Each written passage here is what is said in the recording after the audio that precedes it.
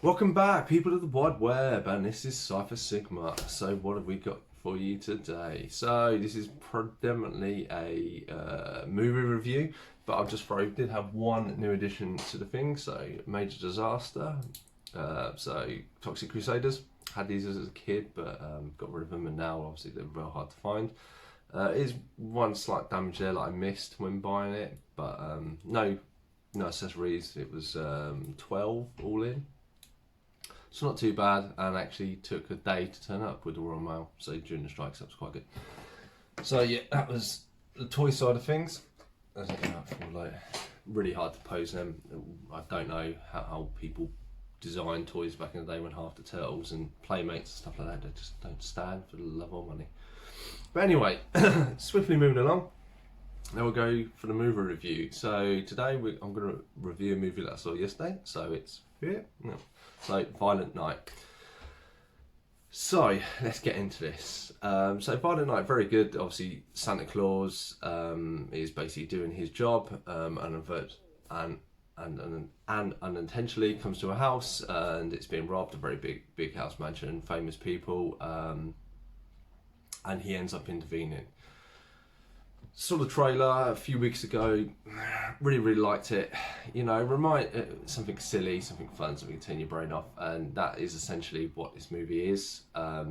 Spoilers, I will try and keep to the end of the video, so if you're watching you can listen, and then I'll put a big announcement up to say. So David Harbour, however you pronounce his name, he's quite good as Santa Claus. I thought he was the perfect role, and a few of the other characters were really good. But overall, I'm a little mixed on this. So I've gone into IMDb, I've seen reviews, and I've seen a bit behind the scenes stuff, additional to lists, so to kind of give everybody overall feel. Some of the reviews are the same sort of me. So basically, this is a concept of Die Hard 1 or Die Hard 2. Put them together, it's a kidnap scenario.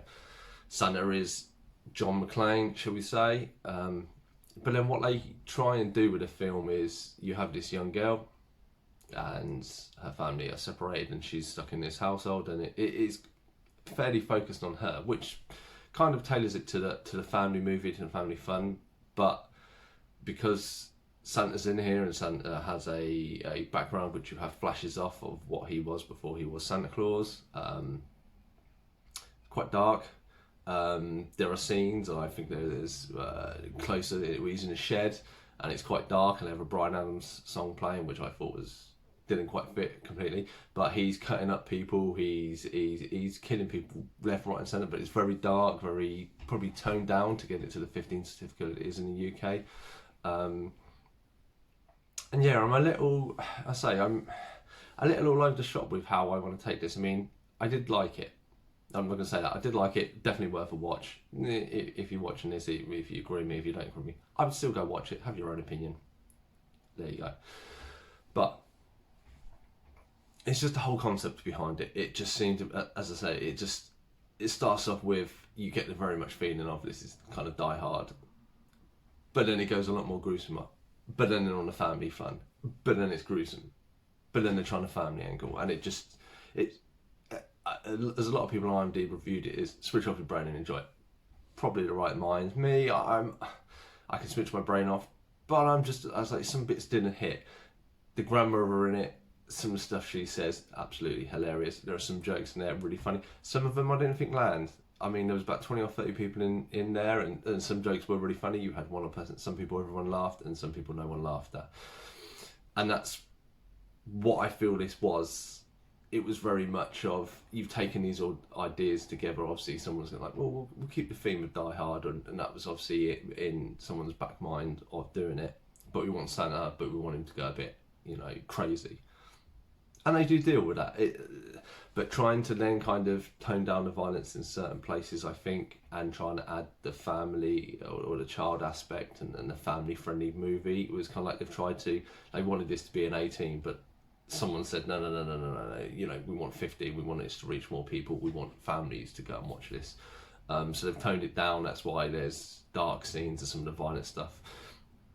And even on the violent stuff, like, I like violence, like the John Wick films and stuff. are really good. You know, 1 and 3 specifically, I really like. 3, I thought was a step up in the violence in it, and there is similar here, but there are some bits that you just kind of see coming, and the way they stick the family in, there are a few elements to Home Alone which they do reference quite a bit in it, and some of it is good, but most of it, having seen Home Alone, having seen any sort of films, you know what's coming. And some of it, I say, like the girl when she has her Home Alone kind of section is really good. That's really funny. But that's about over an hour into the film, and I found that I hadn't laughed that much. I mean, I just feel there were bits that wasn't executed as good as they could be, or there were just too many elements they were trying to deal with. Now, I don't know if that's the director, I don't know if it's the studios. Hey, it could even be me just being very opinionated because I've seen a lot of films and I'm just trying to judge it. But I went into this with just to be and enjoy it for what it is, but I can't help be having watched as many films as I have to analyse stuff. It's just how I am. So we've got about 6 minutes now. Right, I'll say spoiler warning, so I'll put a big thing up, and if you're watching this video, I will now talk about stuff that happens in it. So if you haven't seen it, I'm not hopefully going to ruin a lot of stuff or mention it now. So let's go with the Home Alone stuff. The one thing I found very blatant, and as I said earlier, you kind of saw coming, that was the thing. It's very early on, he's having a fight, before he even has a fight and Santa shows up, he looks out the window, sees his massive ice spike. One thing that's a statue that's, I'm like, oh, you know, someone's going out that window before anything has even happened. The nail stuff on the stairs with, I think, the gingerbread man was, and the candy cane lady, those were brilliant. Those, you saw what was coming, you saw with the nail, the falling back into the other stuff and all that. I thought that was quite good when she kept getting hit by weights and bowling balls and stuff. It was done. It was kind of funny, a little bit Home Alone-ish, but not as violent as in, as I said, the barn. The ending, I don't know if anybody didn't see that come in. He's Santa Claus. He shows he has a magic sack, and he can teleport up chimneys. He runs into a barn. It gets blown up. The only thing left is a chimney. If you weren't expecting him not to go up that chimney, then I don't know. You must have no concept of who Santa is, because I saw that coming a mile away. Like the ice one. And there's bits like that they could have referenced a lot earlier on, and you didn't necessarily have to have Santa happen that way. I mean, the very first fight with Santa where he's moving around the room, I found that was very jerky. I think it's a technique called jerk cam or something. They've used it in Born and that, and Born in later movies used it when it's quite dark and they don't really want to show all the action and stuff. It's like a cheap way to, and I don't really like them. I like to see the action. I like to enjoy it.